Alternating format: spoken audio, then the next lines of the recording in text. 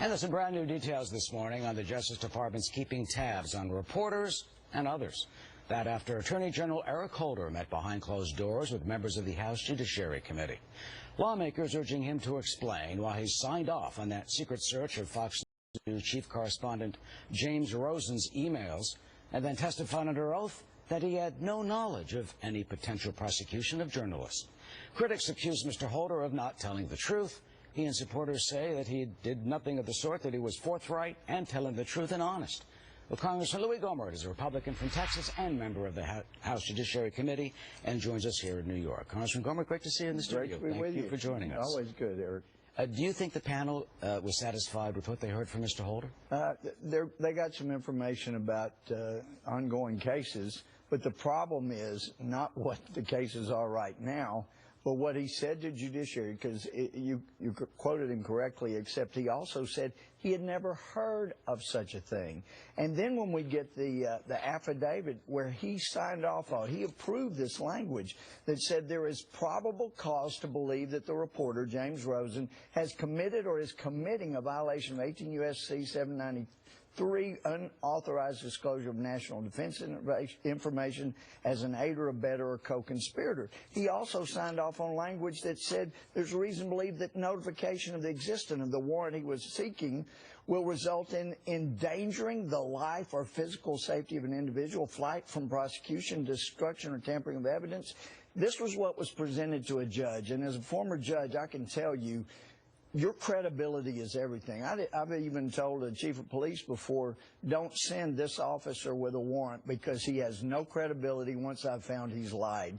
Well, now we have an attorney general who is saying, no, I didn't lie to you because I never intended to prosecute, which means the documents they submitted to the court were a lie. So it was a fraud on the court. So then what happens to those documents? What happens to Mr. Holder? And how do you square as a former judge them saying one thing in those documents and telling Congress something completely different? Well, if I were a judge and had these documents presented to me and then hear the testimony and indications from this attorney general, then I would let his boss know, as I did when I was a judge, this guy has no credibility. He committed a fraud upon the court. Do not send him to ever get another warrant again. I can't trust him. Of course, we know his boss likes what he's doing and says he has complete faith and wants him to keep doing it. That's continuing to commit a fraud on the court. That's not who ought to be in the highest law enforcement office in the country. Now, if there is a fraud on the court by a sworn member of the bar, does the Bar Association get involved? Do federal prosecutors get involved? What happens? Well, there should be an investigation by the bar in any state in which he's licensed to practice law. But in the meantime, we also know that there are judges who will just sign away anything that the Justice Department comes before them with. We've seen that now, the broad, sweeping FISA authorization. So we know there are judges who don't care about their own reputation. They'll sign anything. They're a judge, and that's really tragic as well. We need to clean house with judges who are willing to sign anything regardless of whether the evidence is there. Let's take a look at what Mr. Holder did say to your committee in May. Right. With regard to the potential prosecution of the press for the disclosure of material, that is not something that I've ever been involved in, heard of, or would think would be a wise policy.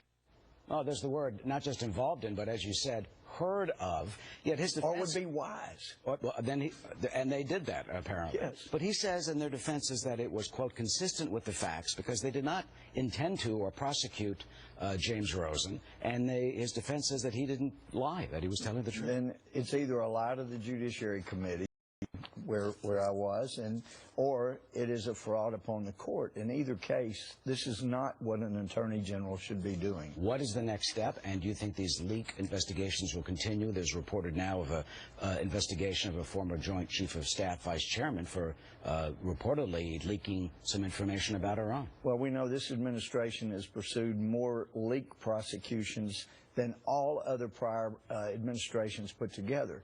they are vicious on anybody that discloses. But as we saw with the AP investigation, they knew. They had a handful of people that knew the information that was leaked. Instead of getting that information, which they didn't need a warrant for, they go after all of these records of the AP, just like they do with Rosen. They knew who they thought the leaker was. All they have to do is get his information, not go violate freedom of the press. What about those who say that you need to do this because of national security to protect the nation? Yeah, that has a hollow ring. It sounds so much like what the Nixon administration said, and it's what these guys said. When they get caught with their hand in the cookie jar doing something they shouldn't, well, it's for your own good. It's national security. We had to lie, just like Brennan saying, well, you know, I just lied as little as possible. When you have those kind of things being said by an administration, it's a threat to the ongoing government of the people, by the people, for the people. And finally, do you expect to call Mr. Holder up to the Hill again? Well, I certainly hope that we get him back under oath. It's nothing to have him come privately like he tried to do with the reporters. He's got to be under oath again. Let's get to the bottom of this. All right, Congressman Louie Gohmert, member of the House Judiciary Committee, thank you for coming in and giving us your insight this morning. Thanks for being